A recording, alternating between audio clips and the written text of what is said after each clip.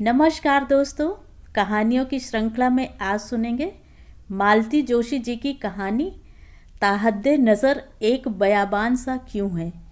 लेकिन उससे पहले मेरा आपसे विनम्र अनुरोध है कि अगर मेरे द्वारा सुनाई हुई कहानियाँ आपको अच्छी लगती हैं तो मेरे चैनल को सब्सक्राइब ज़रूर करें, लाइक करें और अपने दोस्तों और परिचितों में शेयर भी करें।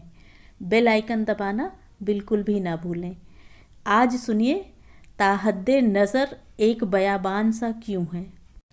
सामने वाली बर्थ पर बैठा व्यक्ति मुझे लगातार देखे जा रहा था।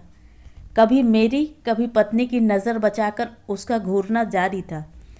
उसकी वह दृष्टि मुझे असहज बना रही थी। इस उम्र में इस तरह घूरा जाना बड़ा अटपटा लगता है।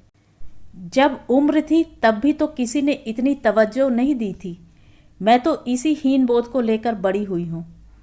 रास्ते में भूले भटके कभी कोई फप्ती कस देता और मैं घर आकर बताती तो बड़ी भाभी कहती, लो और सुनो, इन्हें भी लोग छेड़ने लगे हैं। छोटी तो खिलखिलाकर हंस ही पड़ती।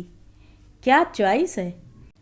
कॉलेज पहुंचकर ये कुंठा थोड़ी और गहरी हो गई थी और लड़कियों के आसपास भंवरों की तरह मंडराने वाले लड़के मेरी तरफ झांकते भी नहीं थे। इस उपेक्षा से मैं अपने आप को बहुत आहत और अपमानित महसूस करती थी।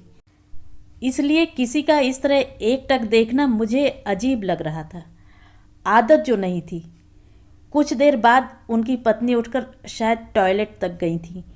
तब उन्होंने गला साफ किया और किंचित आगे झुककर कहा, एक्सक्यूज़ मी, मुझसे कह रहे हैं? मैंने जानबूझकर अनजान बनते हुए पूछा। जी हाँ, बिल्कुल आप ही से कह रहा हूँ। क्या आप मिस जौहरी हैं? मिस रेखा जौहरी। अपने इस नाम को लेकर भी तो मैंने कितने कमेंट्स सुने हैं। खैर, उस विचार को परे धकेलकर मैंने उन्हें ध्यान से देखा। परिचय का कोई सूत्र हाथ नहीं आया। आप मुझे कैसे जानते हैं? आपको शायद याद नहीं है, हम लोग एमए में साथ थे। MA English. Professor Chaudhary, professor Deshpande, doctor Mallikarjun sir, वो सब तो मुझे याद है, पर आपको पहचान नहीं पा रही हूँ। सॉरी। इसमें सॉरी कहने जैसा कुछ नहीं है। इन बीच के वर्षों में मुझ में काफ़ी फ़र्क आ गया है। आप लेकिन बिल्कुल वैसी ही हैं, तभी तो पहचान लिया। किसी भी स्त्री के लिए यह सबसे बड़ा कॉम्प्लीमेंट होता है कि आप बिल्कुल वैसी ही हैं। पर मैं जरा भी पुलकित नहीं हुई। पूछा, अपना नाम बताएंगे? अरविंद, अरविंद सक्सेना। तब तक उनकी पत्नी लौट आई थी। बोले, उषा, मैंने कहा नहीं था कि मैडम का चेहरा पहचाना सा लग रहा है। We were classmates. मैडम ने एमए में टॉप किया था। उनकी पत्नी ने गर्दन की हल्की सी जुम्बिश के साथ मेरा अभिवादन किया। मैं अब एक एक नाम याद करने की कोशिश कर रही थी। आपके साथ एक तो राजीव दुबे थे, आनंद भार्गव, वसीम अहमद, सुयश बागची, बस इतने ही नाम याद आ रहे हैं। इतने नाम याद आ गए, यही बहुत है। एक लंबा अरसा भी तो हो गया है। और आप लोग तो 4 ही थीं, हम तो 10 थे। आपकी बाकी फ्रेंड्स कहाँ हैं? कभी मुलाकात होती है? अब उनसे क्या कहती कि मैं जानबूझकर किसी से संपर्क नहीं रखती हूँ। गोलमोल सा जवाब दे दिया। नीलिमा की तो तुरंत ही शादी हो गई थी और वह पति के साथ यूके चली गई थी। रूबी शायद दुबई में है। चित्रा से एक आध बार मुलाकात हुई थी, वह चेन्नई में है। हस्बैंड मशहूर कार्डियक सर्जन हैं।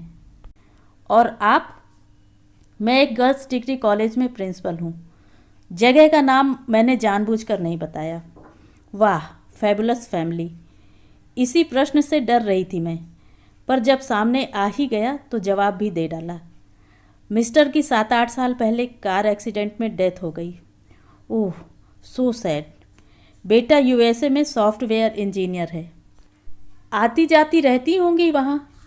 एक बार गई थी, कह रहा है कि रिटायरमेंट के बाद यहीं आकर रहिए। मैं ग्रीन कार्ड बनवा रहा हूँ।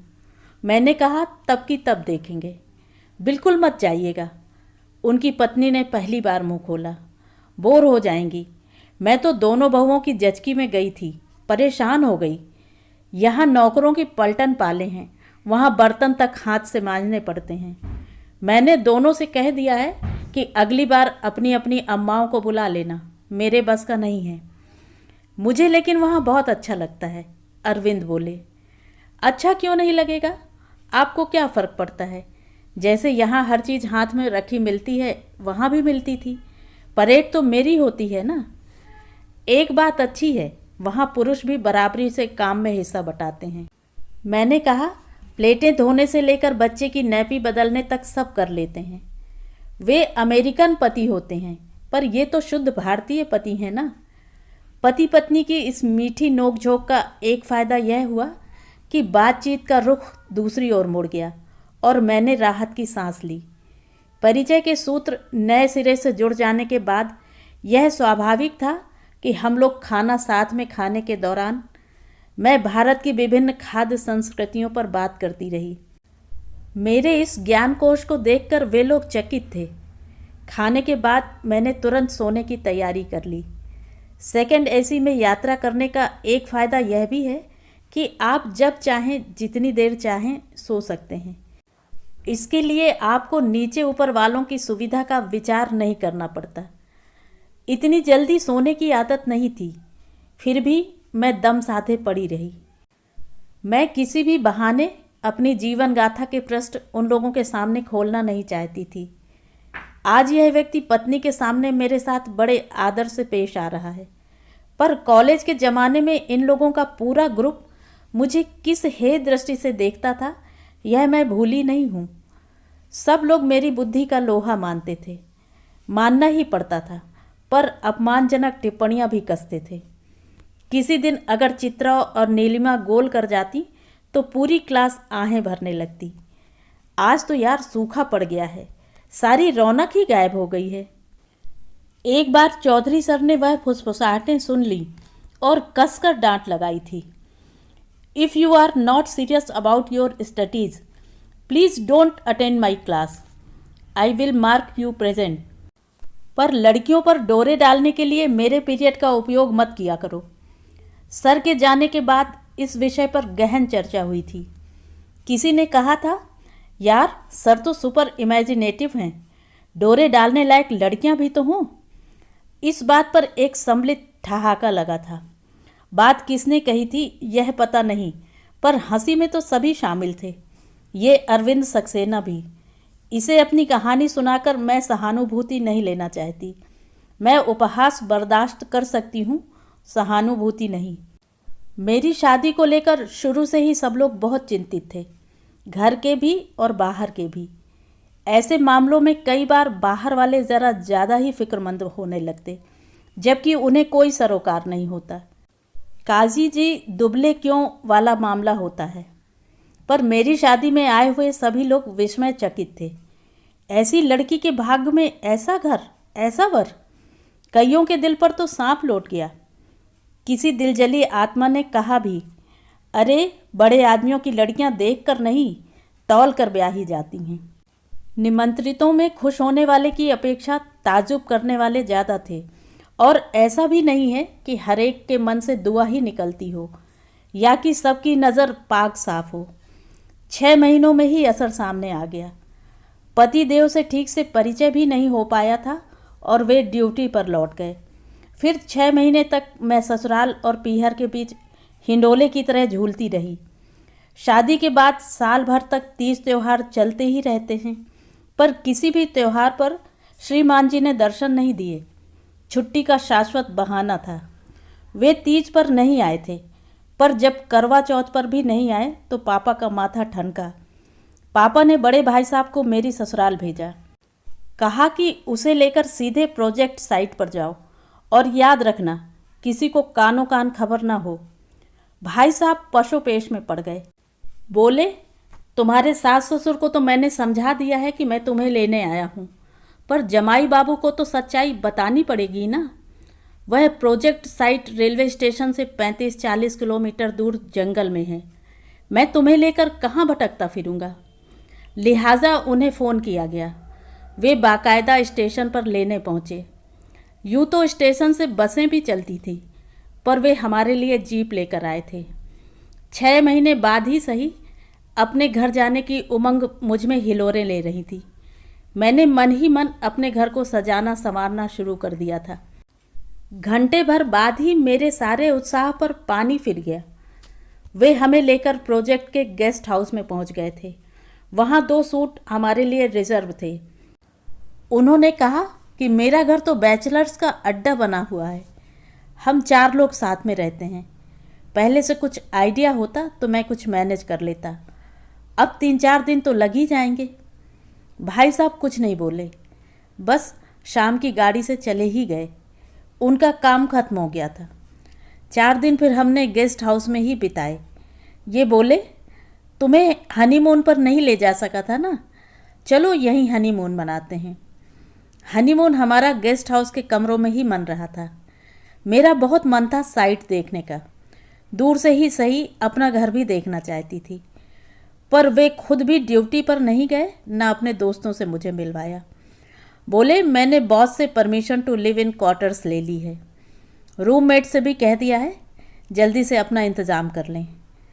5वें दिन सुबह ये बुरा सा मुंह बनाकर बोले, एक प्रॉब्लम आ गई है, तुम्हें घर जाना पड़ेगा। कैसी प्रॉब्लम? माँ बीमार हैं।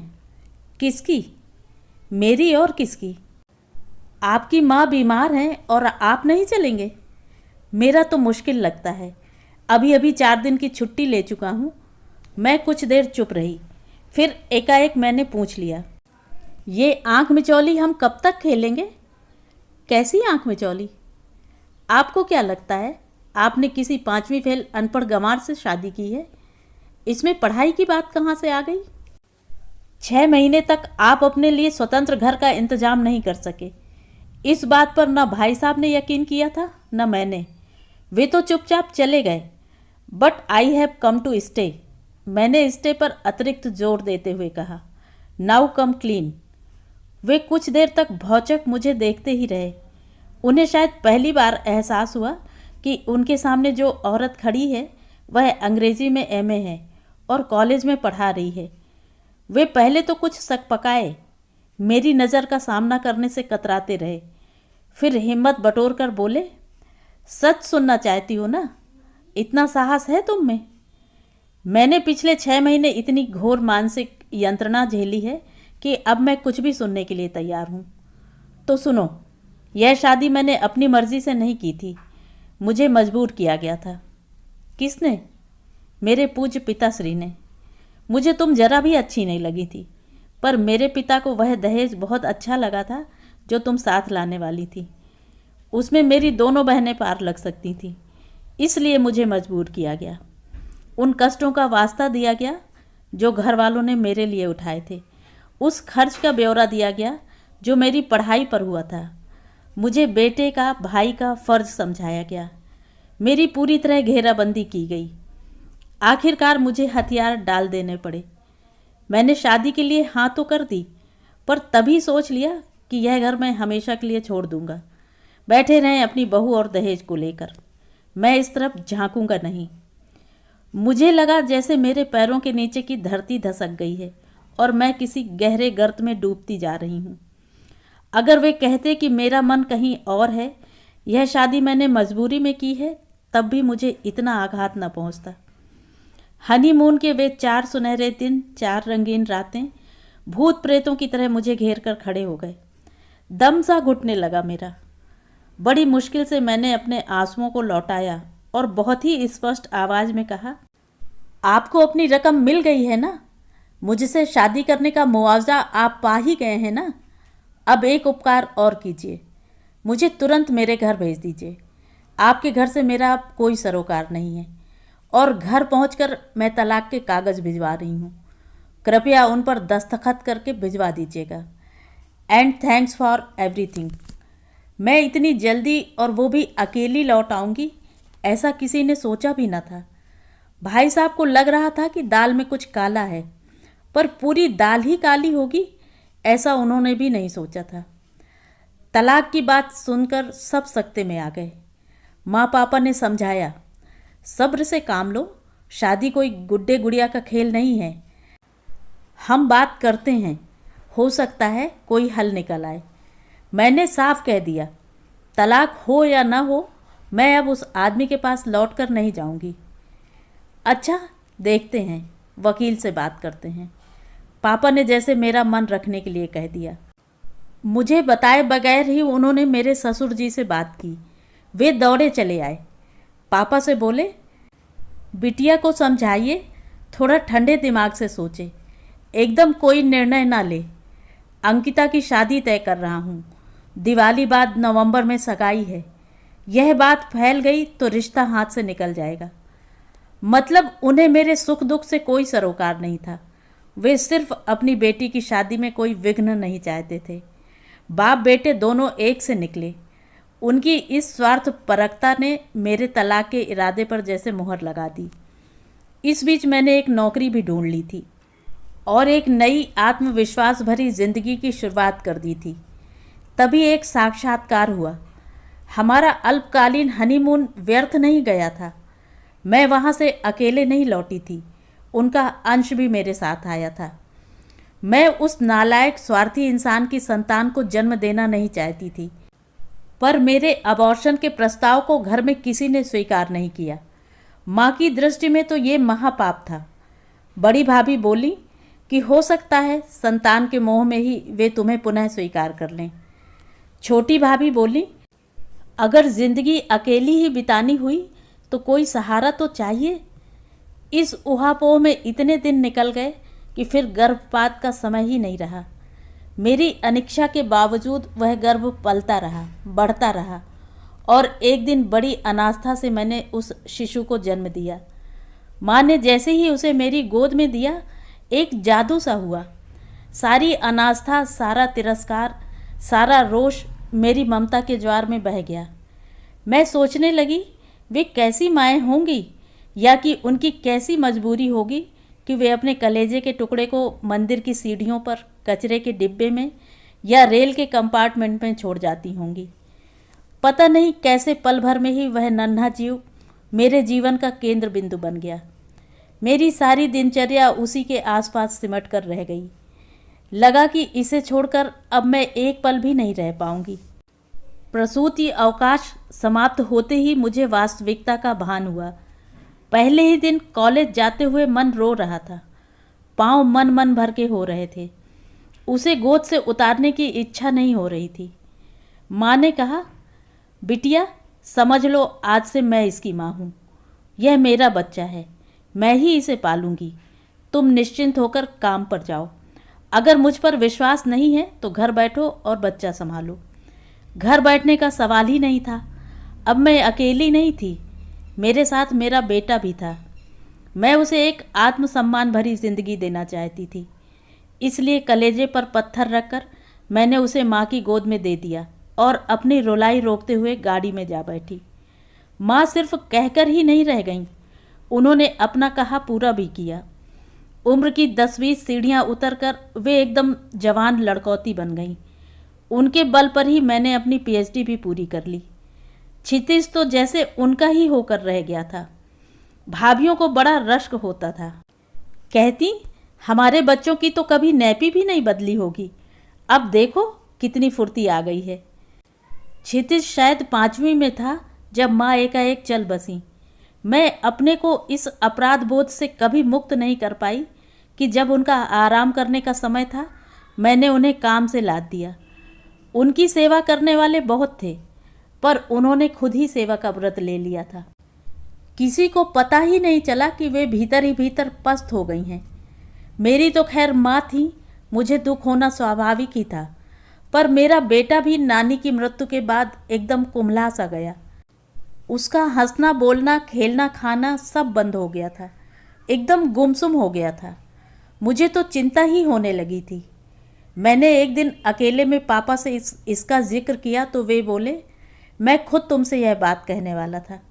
तुम्हारी माँ के जाने के बाद घर का वातावरण एकदम बदल गया है।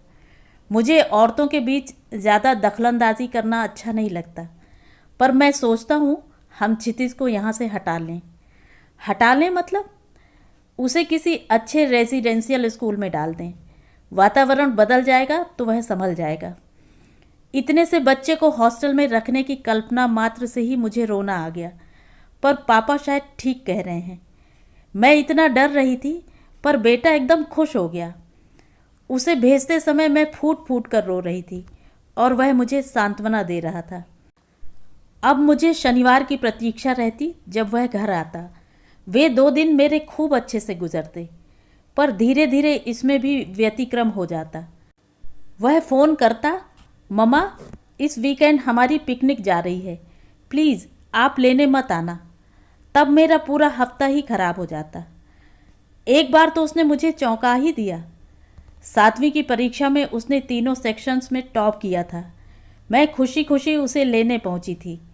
उसे खास ट्रीट देने का प्लान बना रही थी, पर वह बोला, मैं इस बार घर नहीं जाऊंगा, यहीं रहूंगा, मैंने सर से बात कर ली है। मैंने कहा, पागल हो गए हो?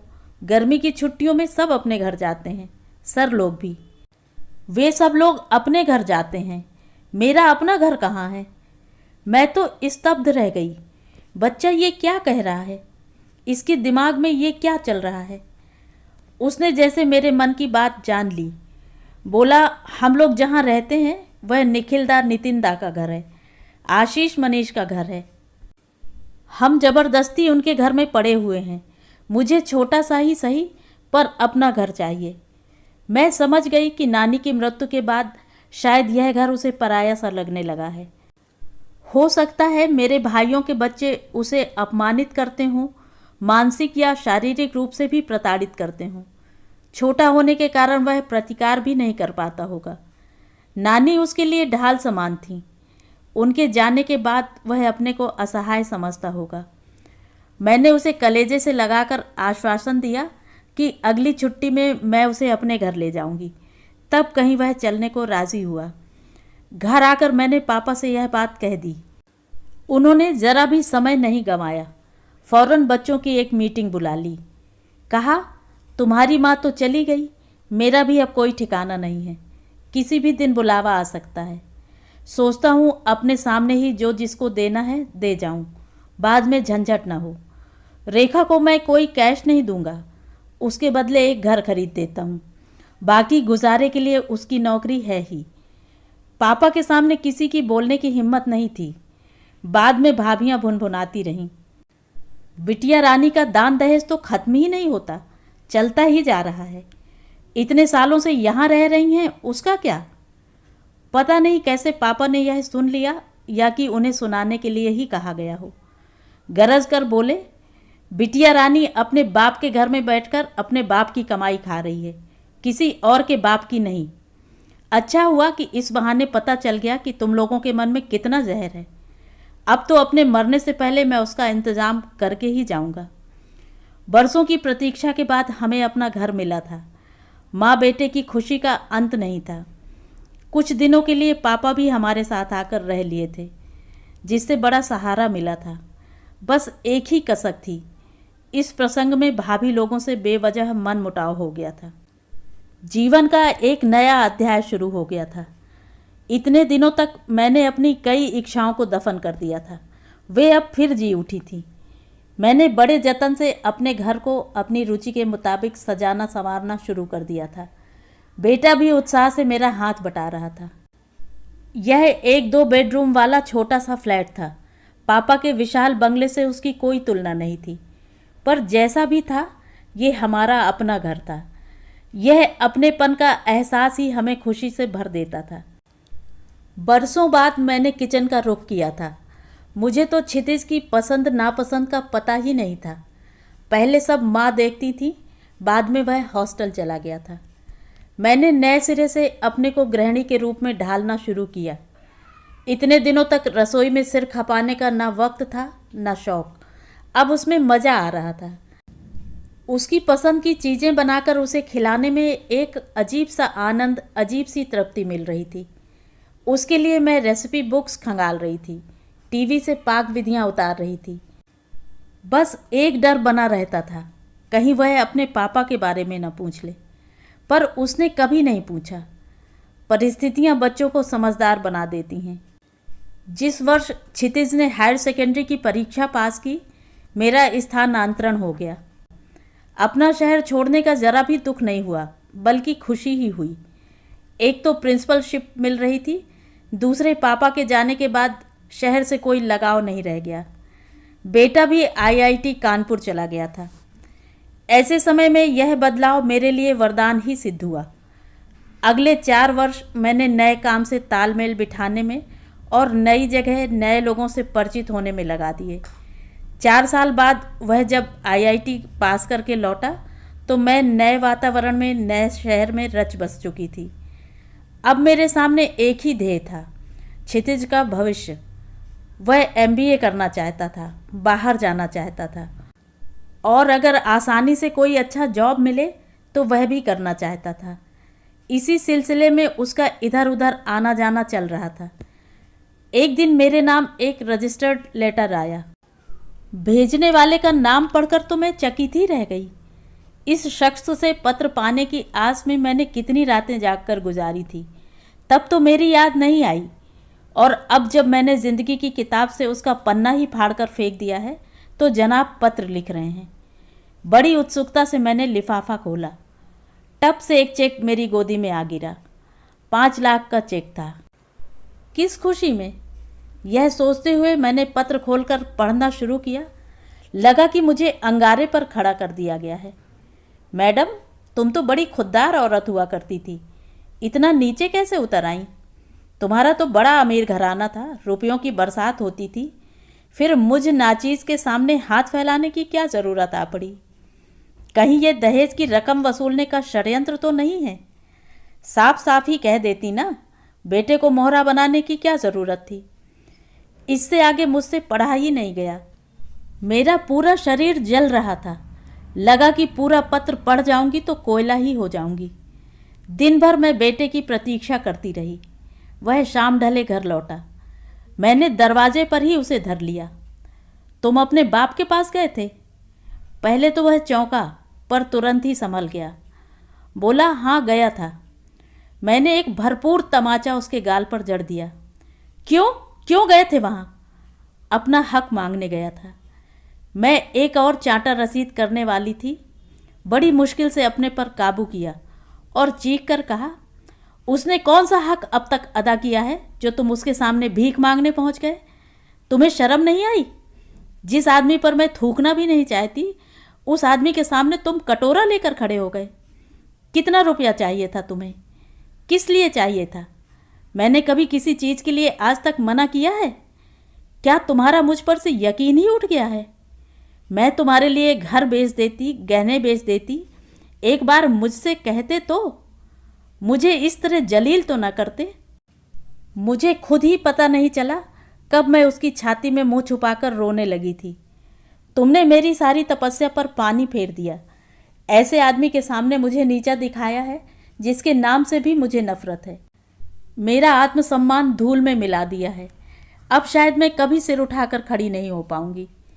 मैं बोलती जा रही थी, रोती जा रही थी, पर थोड़ी देर बाद मुझे एहसास हुआ कि मैं किसी इंसान के सीने पर सिर रखकर रो नहीं रही हूँ, बल्कि किसी दीवार पर सिर पटक रही हूँ। वह किसी प्रस्तर मूर्ति सा खड़ा था, निष्पंद, निश्चल। मैं एकदम उससे छिटक कर खड़ी हो गई। कहा, सॉरी बेटे, आज पहली बार तुम पर हाथ उठाया है। काश तुम समझ पाते कि मैं। इट्स ओके मम्मा, उसने सपाट स्वर में कहा। तुम जो इतनी नफरत मन में लिए बैठी थी ना, अच्छा हुआ वह एक साथ ही सतह पर आ गई। Now relax. कैसी नफरत? तुम मुझे जन्म नहीं देना चाहती थी ना? मैं ज़बरदस्ती ही इस दुनिया में आ गया हूँ। मेरे तो पैरों तले की ज़मीन ही खिसक गई। ये तुमसे किसने कहा? मामी लोगों ने। अगर इस समय वे दोनों मेरे सामने होती तो मैं उनका मुंह नोच लेती या गला दबा देती, पर इस समय असहाय क्रोध में थरथराने के सिवा मैं कुछ न कर सकी। कब कही थी यह बात भाभी ने? उसने कोई जवाब ही नहीं दिया। पता नहीं कितने दिनों से बच्चा मन में यह ग्रंथि लेकर बैठा होगा। अपनी माँ को लेकर उसके मन में कैसे कैसे विचार आए होंगे। हाँ, मैंने तुम्हें जन्म देना नहीं चाहा था, मैंने अत्यंत संयत स्वर में कहा। मैं नहीं चाहती थी कि बाप के रहते मेरी संतान अनाथों की सी जिंदगी जिए, ननिहाल की देहरी पर आश्रितों का सा जीवन बिताए। उस समय इन्हीं लोगों ने मेरा ब्रेन वॉश किया था और आज तुम्हारे मन में जहर घोल रही हैं। मैं कोई सफाई नहीं देना चाहती। इतना ही कहूँगी कि अगर आज मैं ज़िंदा हूँ तो उसका कारण सिर्फ तुम हो। सिर्फ तुम्हारे लिए सांस ले रही हूँ मैं, नहीं तो कब के फांसी लगाकर मर गई होती। उसके बाद घर में एक संवादहीनता का दौर शुरू हुआ। घर दो द्वीपों में बंट गया। वह सुबह से निकल जाता, रात गए घर लौटता। मैं खाना लिए बैठी रहती, वह अपनी थाली लेकर कमरे में चला जाता। फिर देखा कि वह धीरे धीरे अपना सामान पैक कर रहा है। एल्युमिनियम के 2 बड़े ट्रंक लाए गए, उसमें उसकी पुस्तकें, कपड़े बंद होते गए। कमरा वीरान सा लगने लगा। आखिर एक दिन बेशर्मी से पूछ ही लिया, कहीं जा रहे हो? हाँ, बेंगलोर में एक जॉब मिला है, सोचता हूँ ज्वाइन कर लूँ। मैं पूछने वाली थी कि बाकी योजनाओं का क्या हुआ, पर जब्त कर गई और एक फालतू सा सवाल कर डाला, कब जा रहे हो? इस शनिवार को, मंडे को ज्वाइन कर लूँगा। सामान पैक करके जा रहा हूँ, मेरा कोई ठिकाना हो जाए तो खबर कर दूँगा, तुम बुक कर देना। महीने भर बाद उसका पता ठिकाना आया। मन तो हो रहा था कि खुद सामान लेकर जाऊं, उसका घर जमा दूं, पर फिर अपने को रोक लिया। सामान के साथ 2 लाइन की चिट्ठी भेज दी, सामान पहुंच जाए तो खबर कर देना, चिंता रहेगी। पहुंच की सूचना स्वरूप एक पत्र आया। पत्र क्या था? धन्यवाद ज्ञापन था। लिखा था, मम्मा, आपने अपने कर्तव्य में कभी कोताही नहीं की। विश्वास कीजिए, मैं भी अपने फ़र्ज से पीछे नहीं हटूंगा। जब भी ज़रूरत हो खबर कर देना। उसने लिखा ज़रूर है, पर मन में वह भी जानता होगा कि मम्मा कभी खबर नहीं करेगी। मेरा गंतव्य आ गया था। सुबह के 5 बज रहे थे। अरविंद दंपति ने जता दिया था कि हमें जगा दीजिएगा, पर मैं बहुत पहले ही अपना सामान लेकर लॉबी में आ गई। इस परिचय को मुझे यहीं तिलांजलि देनी थी। मैंने मन ही मन उनसे क्षमा मांग ली, इसलिए भी कि मैंने उनसे झूठ बोला था। वैसे वह एकदम झूठ भी नहीं था। जिस पति का होना ना होने के बराबर हो, उसे स्वर्गवासी कह देने में क्या हर्ज है। और रही बेटे की बात, तो मेरे लिए बेंगलोर भी यूएसए हो गया है। पता नहीं वहाँ का वीज़ा मुझे कब मिलेगा, मिलेगा भी कि नहीं, कौन जाने। तो ये थी कहानी। कहानी आपको कैसी लगी कमेंट करके ज़रूर बताएं।